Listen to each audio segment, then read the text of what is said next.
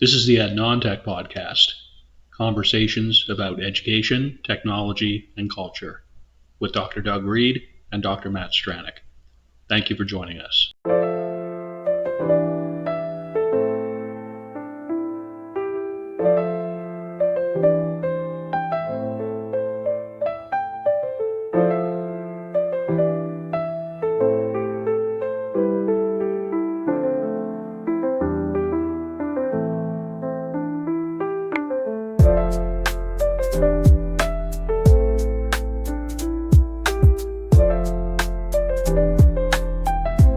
My name is Dr. Doug Reed, and I am located on Abagway, the traditional and unceded territory of the Mi'kmaq people. My name is Dr. Matthew Stranick, and I am on Treaty Number 8 territory, the traditional meeting grounds and gathering places of our First Nations, Métis, and Inuit peoples.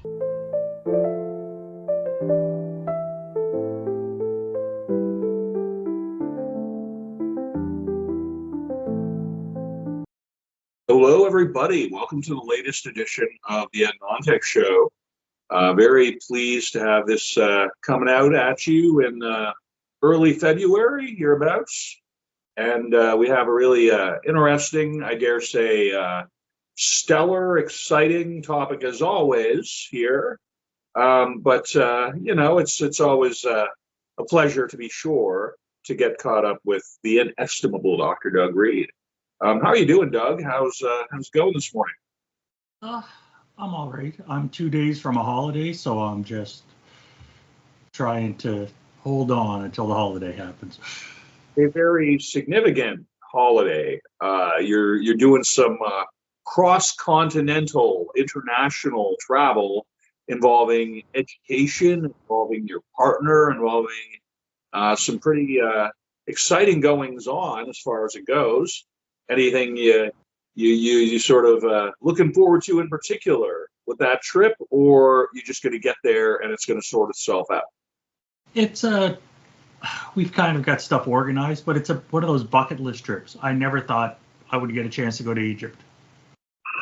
And thankfully, my wife got an opportunity to teach there, so I'm hopping along for the ride. So that's really cool. I expect there'll be a lot of pyramids. There'll be a lot of Nile. There'll be, I don't know, crocodiles, alligators, whichever one is there. Guess you're going to find out. Absolutely. Shout out to Aaron, gotta say. Bravo, Aaron, as always, but in particular for getting Dr. Doug to the Nile or whatever. Yeah? Okay. Well, good stuff. Awesome. And in which case, I think we're always talking about this topic in one variety or other. I feel like we must have done an episode about this particular topic at one point or another, but maybe I'm wrong. It's all about the whiz bang is what it is, isn't it, Doug? What's the motivation, and have we even talked about this before? We've talked about it plenty, but never as its own episode.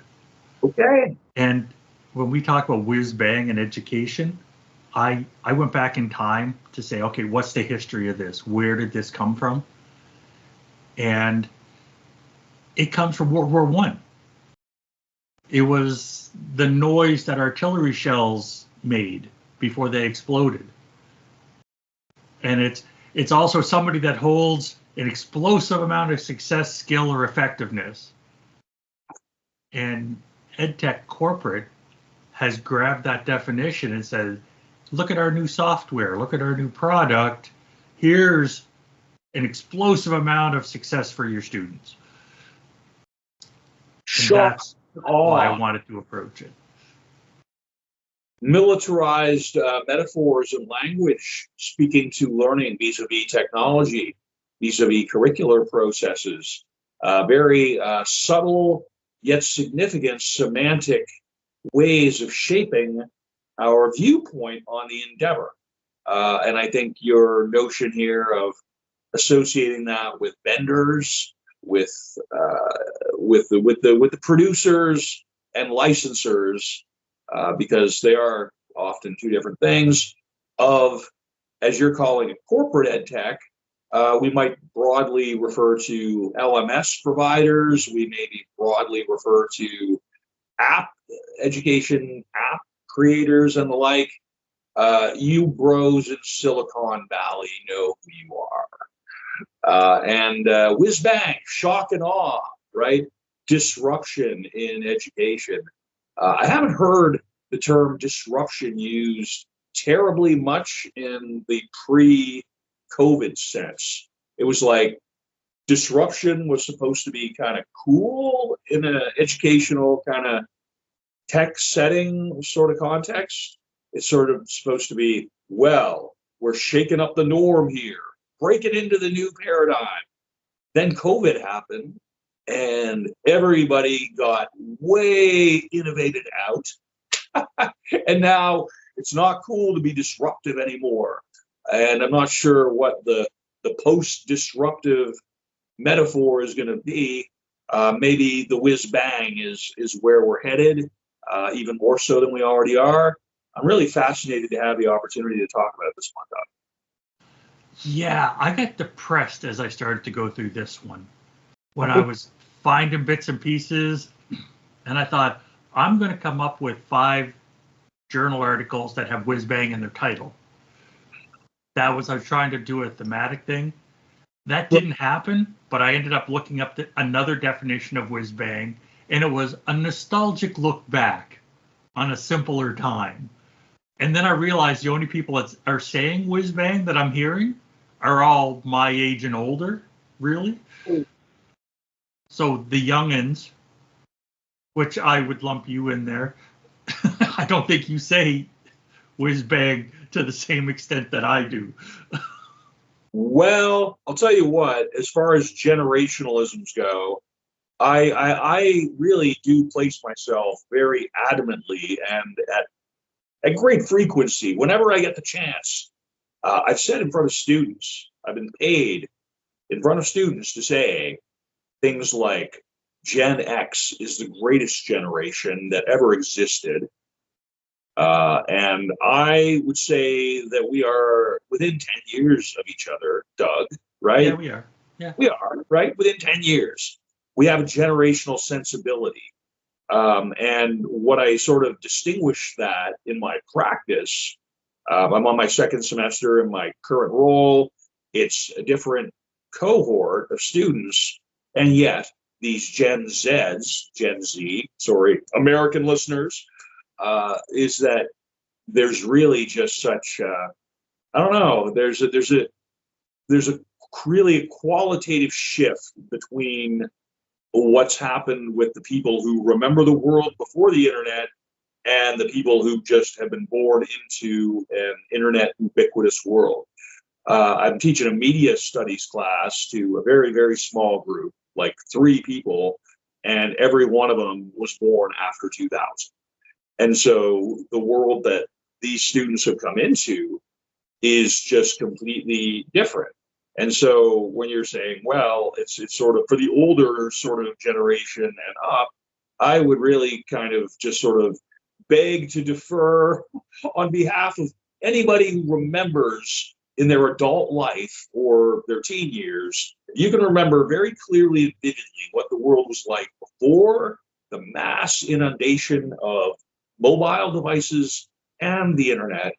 Then I would say that's kind of where the generational demarcation tends to lie among the current workforce kind of age of people, which would include the students that I'm seeing in my classroom coming in just out of high school and beyond, right? What do you think of that, Doug? Does that like kind of I don't want to contest what you're saying here too much, friend. But I'm turning 47 here pretty soon, so I'm not one of the youngins anymore, I don't think. I'm just looking at with your example. My wife's grandfather was a D-Day vet in World War II, born in like 1923 or something, and the stuff he saw change in his lifetime that I take for normal, like like leaded gas for cars. Like, what are you talking about? Like, televisions in the home, right? I know that was a big deal. It's like, oh, look, that person down the street has a television now. They must be rich, or whatever that happens to be. So to see that the things that we take as new and whiz-bangy and younger people take, well, that's always been there. That's always been the thing, whatever that happens to be. So yeah, there's definitely shifts in experience and how things work. But part of it is also where people live, right? That's also a component of it. Because I go some places, like when I moved to Australia, the internet connections there were horrific. They were so bad. I had like broadband wireless, like high-speed internet in my apartment in Calgary when I was studying. Then I went to Australia and they're like, oh yeah, that doesn't exist here. We don't do that, right? You need a dial-up, but you can't dial up to a service provider. You have to dial up to the university, and then the university system will let you in to use their internet. There wasn't even an option to get, because I wasn't Australian, I couldn't get home internet. So yeah, and now they have internet, even though Tesla or Telstra owns it all or whatever. But yeah, so it's just interesting the way we get used to whatever we're used to, whatever. There was a quote about that where somebody said, anything that you were born with has always been around. Anything that was created before you were 35 is an inevitable situation, and anything over 35 that created after you were 35 is just magic. So it could be one of those things. I'm not going to dispute any of that, Doug. I really appreciate the way you're kind of framing this as a generational aspect, and the fact that generation thinking includes location as well as time, and certainly, we've always used media, I suppose, of whatever variety, to sort of help kind of define who we are and help kind of express our intentions and what we want to do in the world. Again, I have to kind of, you don't really know what's important until you kind of see it quite a while later at times. And I just kind of remember the undergraduate computer lab at St. Thomas University in Fredericton, and going on site to do saving files on floppy disks, and just kind of doing very, very basic email. I remember being in a journalism class where we had to use the first version of Netscape or whatever that was out to do like a basic kind of search. And the prof told us, this is like, there's going to be more of this. You better get ready. This is going to be a tool of journalism going forward. And I switched out of the journalism program. I had other things in mind. But it's those kind of moments where you kind of look at them over your shoulder going back. It's things like when I found, that I could use Google Docs in a classroom or very early on. Like we're talking my first couple of years of being a teacher. And that just set off a whole chain of thinking with me that I just started thinking of documents as being something rather than downloading them onto your machine, having each student work away on their separate file. This whole notion of cloud-based computing, this whole notion of collaborative knowledge sharing and articulation through these kind of applications that were being facilitated by an increasingly robust internet and associated infrastructure. So with that in mind, Doug, I think that kind of sets us up real well here for this Gilbert 1996.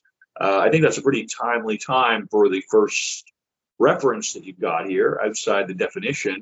Did you want to speak to that one a little bit more, my friend? Yeah. So Gilbert in 96, supporting 50 classrooms full of whiz-bang technology. And that was very early days of internet access availability in schools. Like the school I was in was an early adopter, and we got ours in 95 sometime. So we were getting there.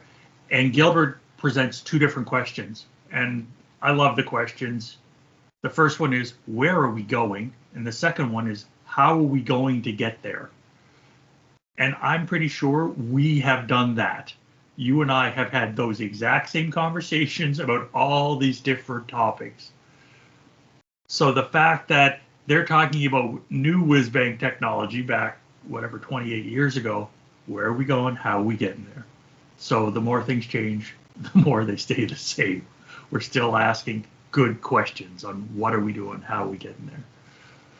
Well, and to speak to that 1996 September, I can tell you exactly what I was doing, because that was the September that I started university. I graduated from Fredericton High School in September, in June of 96. And then in September of 96, I had started taking just kind of my opening run of general arts electives at St. Thomas University, and thereby having use of said computer labs for the first time. So very, very timely, this one, very poignant. I feel my post-adolescence, my late teen years kind of coming back to me here, getting a little, I don't know, I'm gonna get a little bit weepy here into my morning coffee if I'm not careful, man. That's going in the Wayback Machine for sure.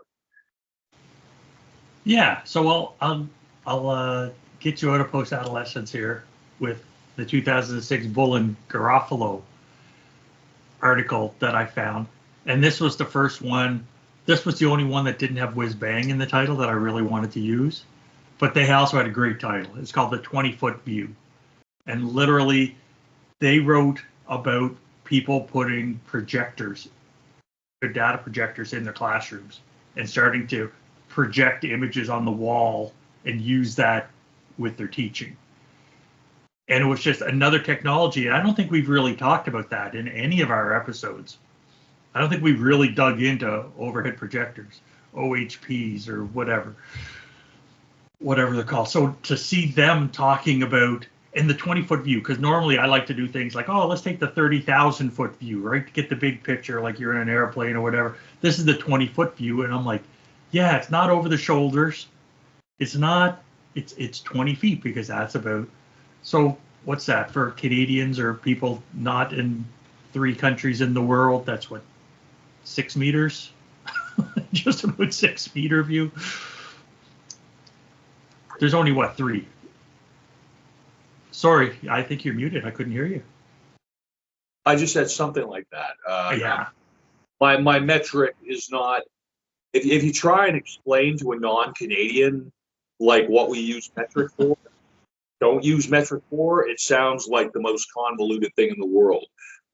You can say, well, the Americans use imperial and it's bizarre, but at least they're consistent about it, right? Yeah.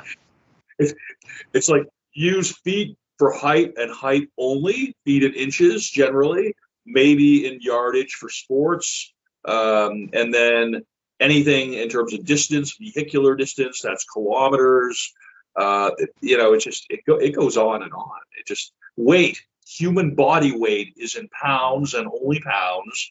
But then for any other unit of measurement, for anything other than human body weight, it's got to be kilograms. It's so ad hoc, and yet it's so consistent. I've had conversations with people about this in British Columbia and Atlantic Canada and points in between. So good call on just kind of catching that one, my friend. If I'm actually talking serious, if I put on my serious educator hat, then this whole notion of the projectors as an educational medium, that really does put me in mind of, I'm not sure if you've heard of Plato's allegory of the cave, Doug, in your philosophy study. Yeah, so pretty foundational narrative in any kind of Western philosophy tradition, in as much as it's one of Plato's stories involving Socrates describing a situation in which basically the human condition is sort of the way humans sort of are perceived or conceptualized as taking on information is if we are all we see, right, our own impressions, again, formulated many hundreds of years ago, many hundreds of years ago, millennia ago, back in ancient Greece. Plato, one of his allegories, one of his ways of kind of reaching his points with his audience, was that this allegory of the cave. We're in a cave, and everything we see in terms of sense impressions are just projected in front of us, right? So your 20-foot view, and all we see are just images from a fire that is behind us, right? So there's fire, and then it sort of casts these shadows and these images in front of us, and we are sort of shackled in the cave. We got fetters on our necks, and we can only see forward.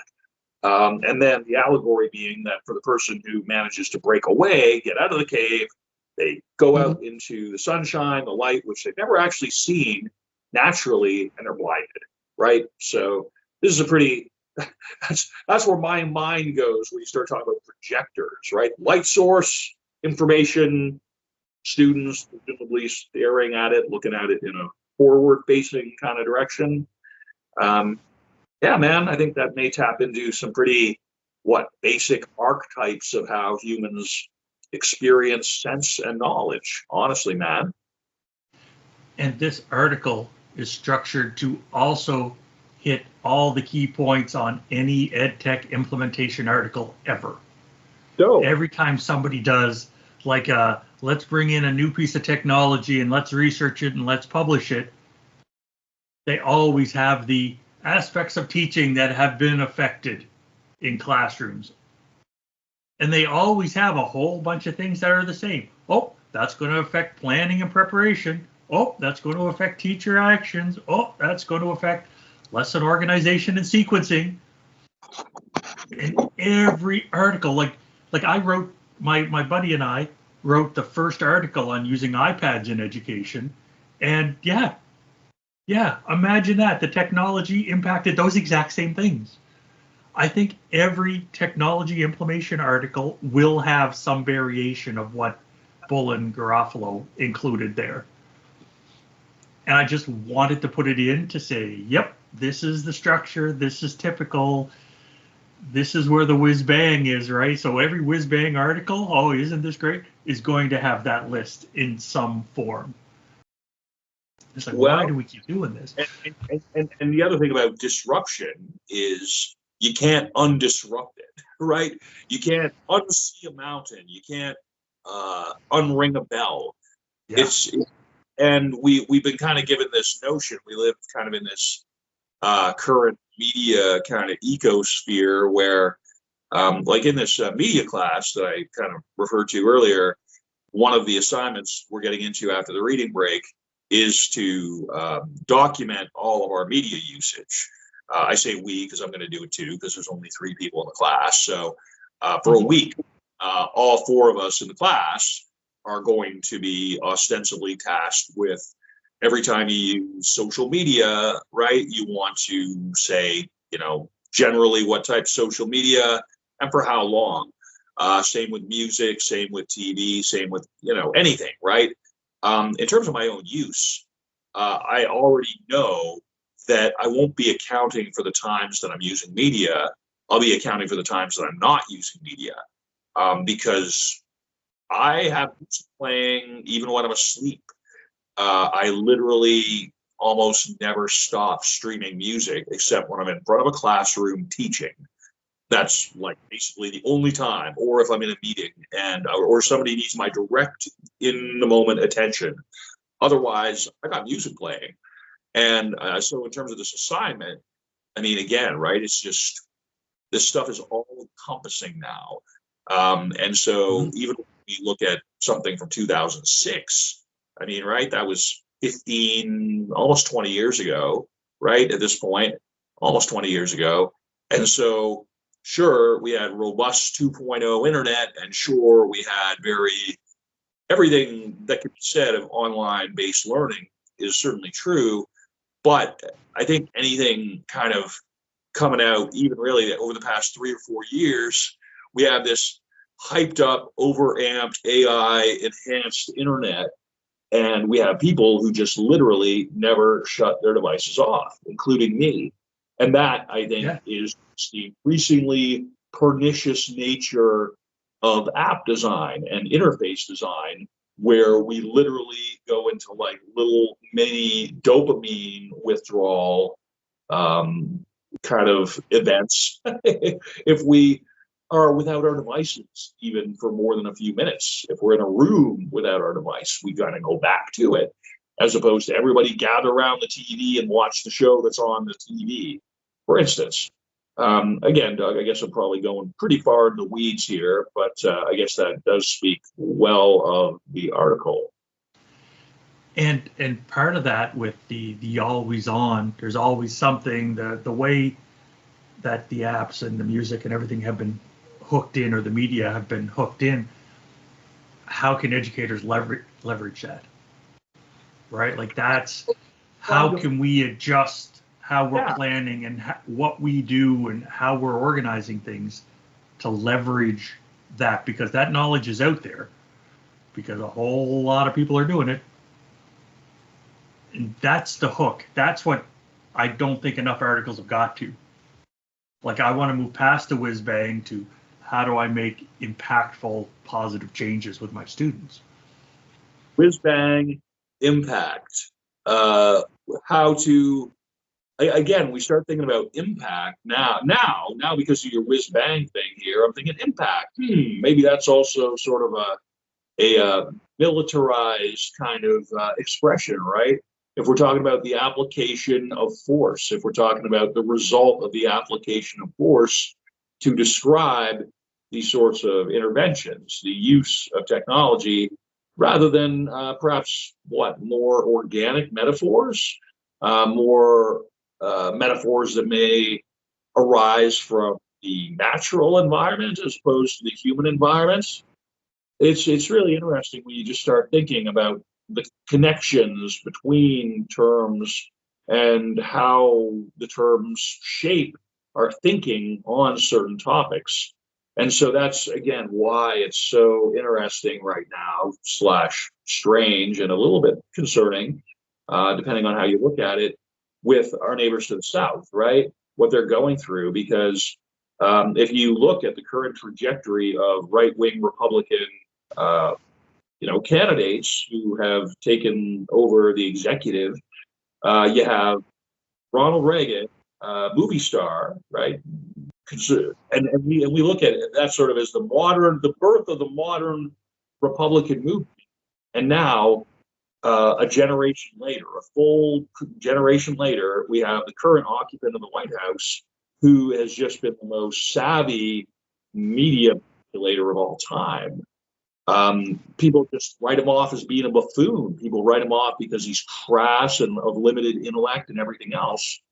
But never have we had a politician who knew exactly what his base needed and wanted and how to give it to them.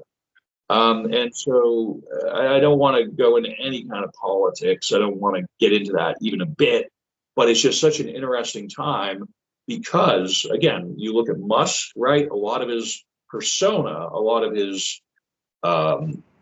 the way that he is perceived is through owning the Twitter platform, what was formerly Twitter, and basically burning that down for a tax write-off. And still, people are using it, right? The Kanye West with his unhinged anti-Semitic ranting, he retains a platform because Elon Musk is essentially a fascist, a techno-fascist.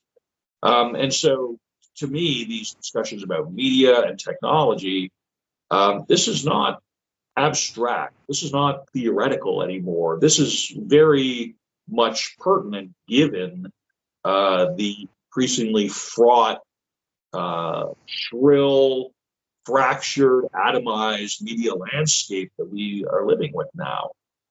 Again, a bit of a tirade there, friend, but you're kind of putting them up there for me to do. So, I I want to jump back to your conversation, your earlier statement about militaristic phraseology, however you put it. And I see education as more pastoral than militaristic. There we go. It's George Carlin, the comedian. 100%. Love that man. He did a spiel about how baseball was pastoral and how football was militaristic, and then did all the different languages that way. And I look at education and I'm like, why are we using militaristic language? That doesn't make sense to me, because I don't see that as what it is. I don't see education as like crack that kid's skull open, dump a bunch of info in, seal the skull off, and the kid learned. That's not how this works.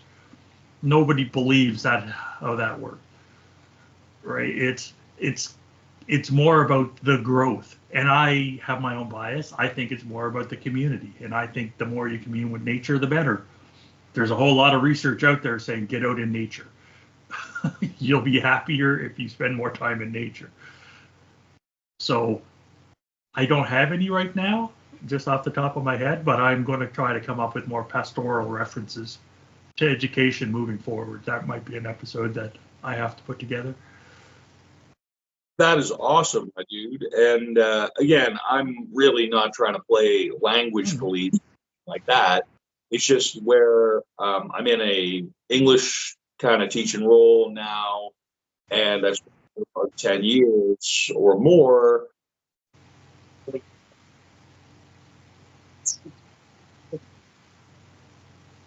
Sorry, can't hear you.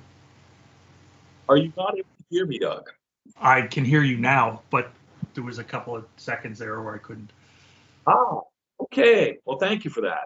Well, I'm going to use that as a Camtasia edit point and an opportunity to sort of move into now this next publication that you have listed.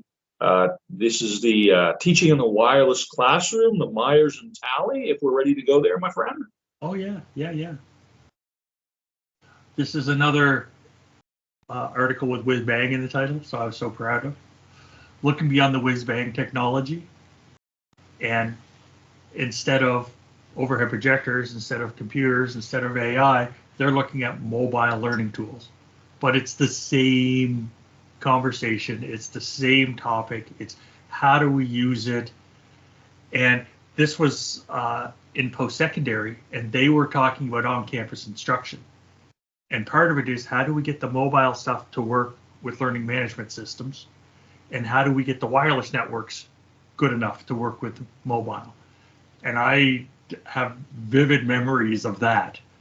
I used to teach in a school that was basically a bunker from the 1960s. And it's like, yeah, we don't have an internet connection here. There is no Wi-Fi. The Wi-Fi can't make it through the walls. We'd have to put a repeater in the hallway outside every classroom door, and then you'd have to stand at the classroom door to get your mobile to connect. That sort of thing. So it's when they were in this article, they're talking about teaching in the wireless classroom, and it's the same deal. It's how do we get wireless projection going? How do we get wireless internet? Oh, how do we do online quizzes? How do we do multimedia? And they got paid, or they got their research funding was something about a tablet PC, so that's why they have multimedia and the tablet PC lumped in as one thing. And they had online experiments and simulations. So it was the exact same issues we've been talking about. It's educators trying to catch up with the technology, saying, okay, what do we do? Somebody got sold the technology. Somebody got told this has to happen for whatever reason. It might not have been a salesperson. It might have been like cultural pressure from society. But how do we make this work? And my question is why? Why are we making this work? Why are we bringing this in? Are we bringing this in just because so-and-so told us? And it's like, sometimes, yeah. So I just like this article with all the various details. And again, this is more of a historical text for me because I remember all of that. I remember the advent of all of those things. It was just, yeah, okay, it's another whiz bang. It's come and gone. Now it's just part of what we do. I'd be annoyed now if I don't have Wi-Fi access in whatever building I happen to be working in.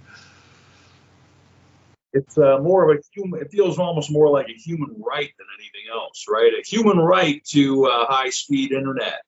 I think that's it's almost like a precursor for. You remember that term they used to kind of use? We used it a lot in my BEd program.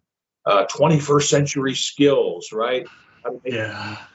How to get ready for the 21st century learner. That was really 21st century skills, 21st century learner. I remember that being kind of a mantra within my BEd program. And then even within my MEd program, because I did my MEd right just immediately after the BEd, which is kind of unusual, but that was my motivation.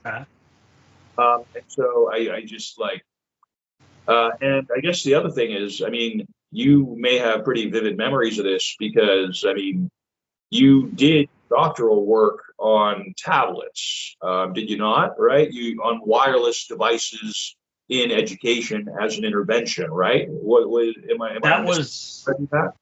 I did that in parallel. I did my PhD on more online learning and designing and pedagogical aspects of helping, but I also did other research at the same time. Okay. Because I had like gaps. It was like, okay, I finished my research proposal. I can't start collecting data for 3 months.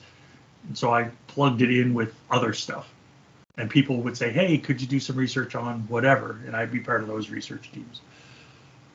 Okay, well, that's how it works, folks, when you're a pro. Okay, well, again, I just think like from some of the experiences that you described, a lot of practice. You've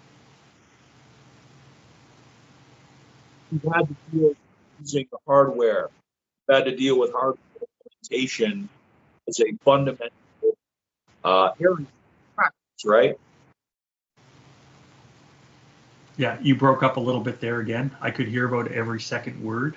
So I have a sense of what you were saying, but... Well, listen, we'll scrap that whole little bit. That'll be another Camtasia edit point.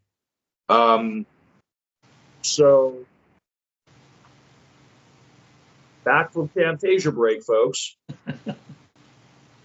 Thanks a lot for the personal connections there that you're drawing to that article, Doug.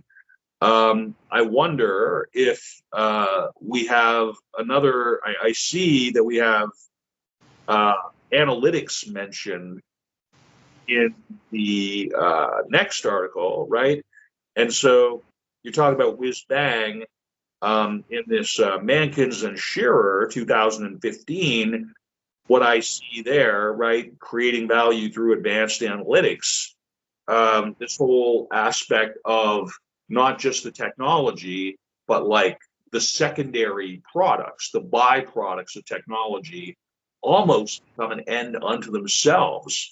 I wonder what your interest or motivation was with this one, besides the fact that it kind of aligns with the whiz bang, right? For this one, thank you for that. For this article, I really liked it so much. I grabbed 2 quotes from it. And normally I just try to grab 1 quote. But one of their quotes is, the key is decisions, not just technology, which I love. The technology can be valuable, but the technology cannot be driving the decisions. Not if you want the best possible educational outcomes for your students.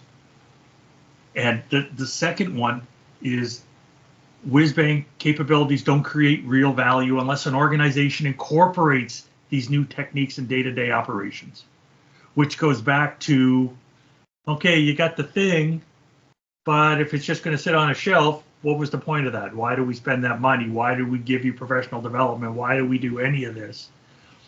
Unless things are brought on board and actually incorporated, forget it. You're hooped. And I really love their title, like creating value through advanced analytics. Just because somebody tells you there's whiz bang in a technology, or just because you think there's whiz bang, let's measure it. Let's analyze this to say, okay, is there a whiz bang here? Or is this just a sales pitch, or is this a societal pressure? How do we know anything without actually analyzing?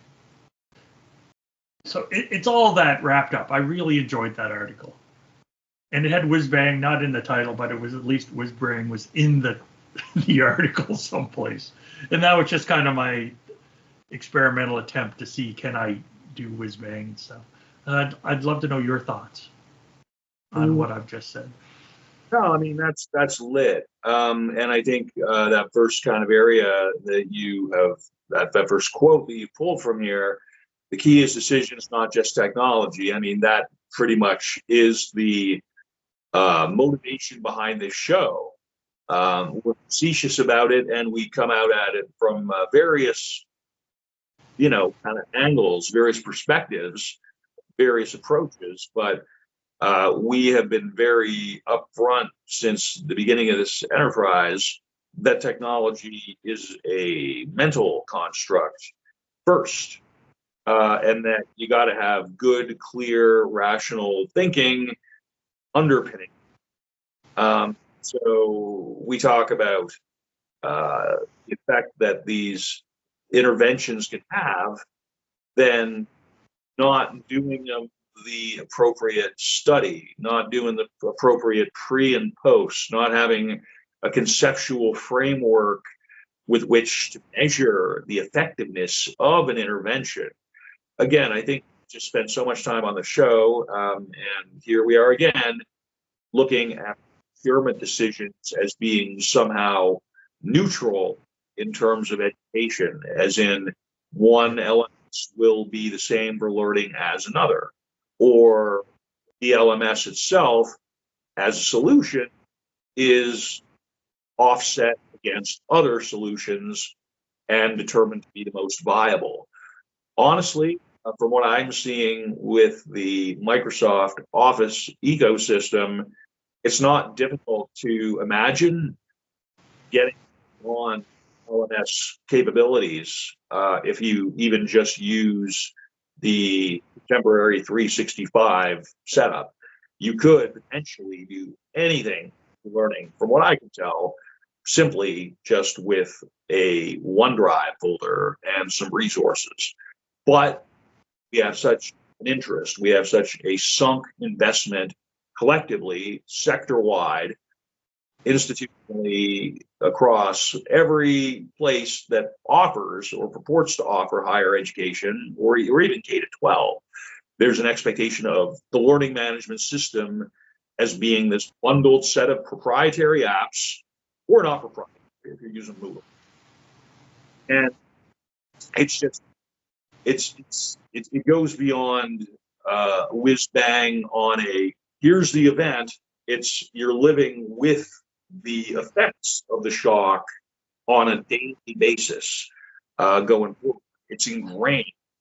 The shock doesn't go away easily, to use from that metaphor, to borrow from those terms. So you asked me what that brings to mind, and again, a bit of a, I don't know, not necessarily a diatribe there, but a bit of a stroll through the woods to get to hopefully something that's a little bit clear in terms of what's on the subject, my friend. Yeah. Have you ever?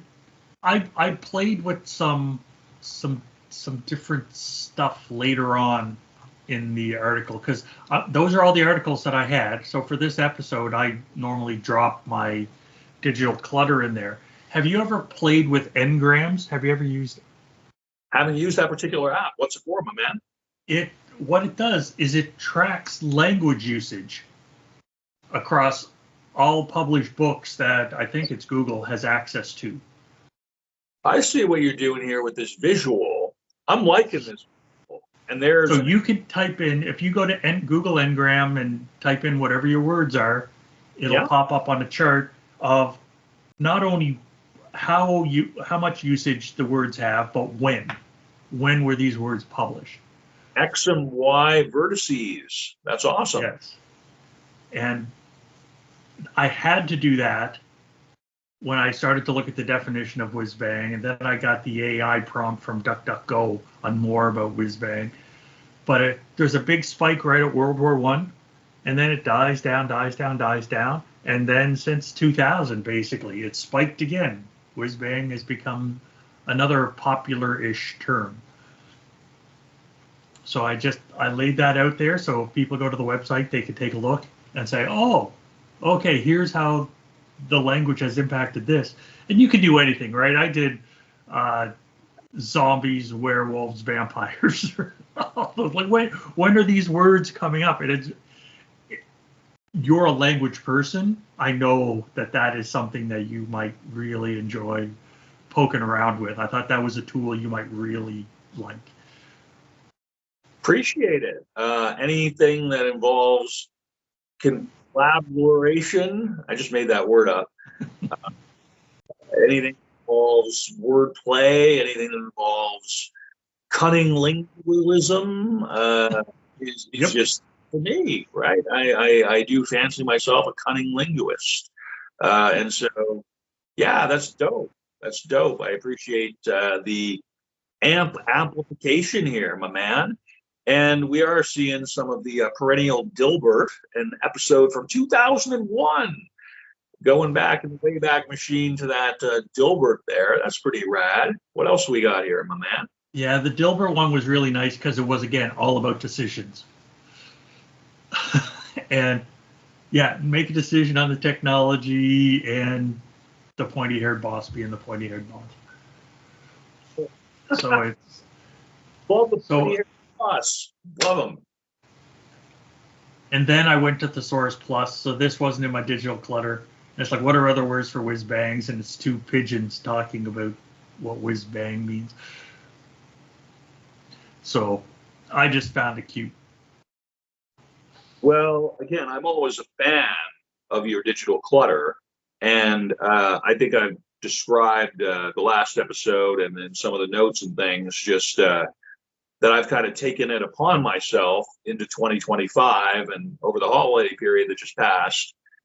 It didn't just pass. It feels like it's still just passed, but back around Christmas time and such, where I've been trying to be more intentional about my personal education infrastructure, I dare say, using that as kind of a vernacular term associated with my various online platforms and subscriptions and services kind of taken in aggregate. And again, man, we're just it's such an interesting time for this stuff. And so your visuals here, your clutter, your detritus have really inspired me in terms of how I save and curate stuff. I mean, anybody who follows me on Instagram even a bit will just know that I use that platform in completely ridiculous ways. I actually had a drummer, John Worcester from Superchunk. He's just this legendary musician, super nice guy. He has just this whole, he's played with every kind of artist in addition to his band. And he's one of these people that will just go on and take DMs from people. And I've built up a little bit of a dialogue with him just because I send Doug, yourself, and about 12, 15, 20 other individuals and or groups and or whatever entities. And I'm just like, if they really want to, they can block me.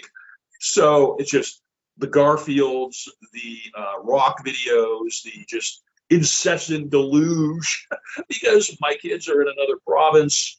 I don't have a romantic partner. I have nothing really going on here whatsoever except for my job and sleeping to be ready for my job.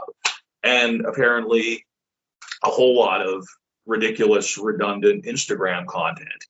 But John Worcester, the drummer, he actually was like, the day after he sort of took one of something I said, right? Just a meme I sent him, and he kind of put it up and he kind of shared that amongst his network, which has a lot of famous people. And it was a real honor. I sent him a few more things over the next couple of days, and he just immediately came back to me with, he was like, can you not send me these, more than one of them every day. Basically, it was the gist of it. He said it really nicely, really politely, way more so than necessary, but it was like, can you keep it to a maximum of one of these per day, please, and thank you. And I said, I am not worthy. Thank you for even allowing this dialogue to go as far as it has. So I specifically dialed them out of the Garfield and assorted meme stream for the past couple days. No word if he's missing out on anything yet. Sorry, John.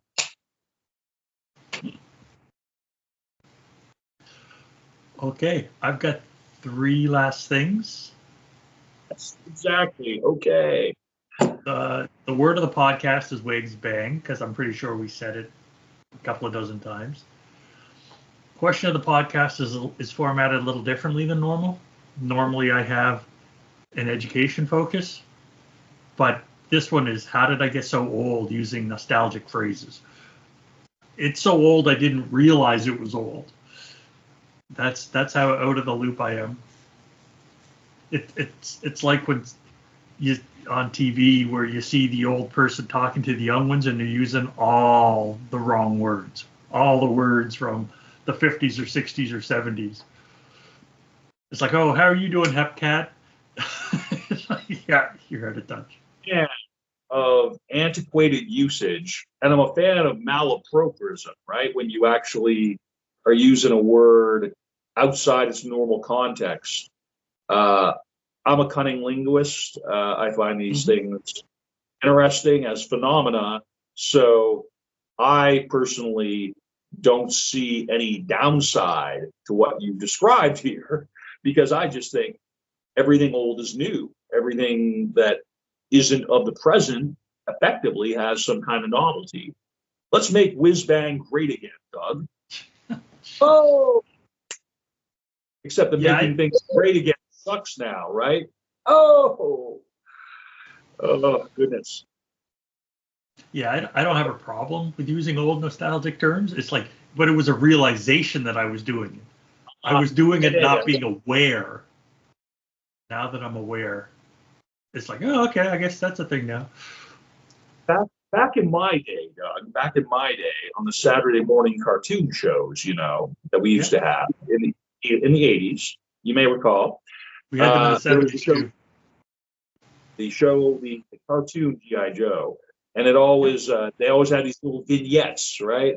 Where they never involved torture or stabbing people or WMD or anything, but it was very exciting television.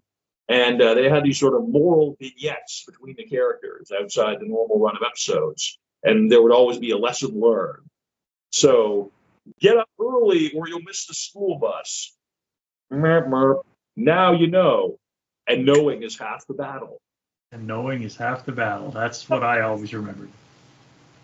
Because you want to tell kids that they're in the battle and that they're under siege and they have to be ready to lots of semantic problems there. But nevertheless, that notion of now you know and knowing is half the battle. I kind of want to bring that out to people, except that there's some semantic issues there, but it's of a time, it's of an era, right? Right on. The last one I have is phrase of the podcast, and you came up with whiz bang impact, which struck me in the moment. So that's what we're going with. Well, that's awesome. I appreciate it, and I don't know, man. This is I feel like now that we're almost going back to our opening concept, one thing that I really, really, really appreciate about the show, the fact that this is such a dynamic enterprise, is that we seem to, through the framing of the episodes and through the choice of topics, and even just through the fact that we have 2.5 years in on it now, we just kind of keep going back to our opening principles and revisiting them. And some episodes themselves to it. I think this has really been a good discussion for just, again, right, how we think of technology as a phenomenon relative to learning and how we conceive it express that conceptual frameworks. And again, this target to describe a pretty militarized jargon being used very casually, very loosely to talk about procurement processes and learning experiences. I think that's something we've uncovered here a little bit through this discussion. I think we're going to have to come back to that. I think we're going to end up probably speaking to that kind of notion probably more in the future here, pal. So I think this has been a pretty good, productive episode, honestly. Oh yeah, me too. I'm going to add that to the list for another time. Well, that's downright fantabulous.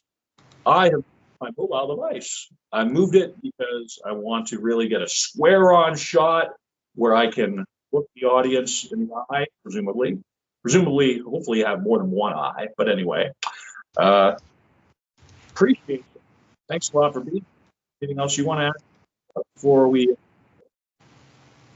No, I don't have anything other than have a great day, and we'll see you next time.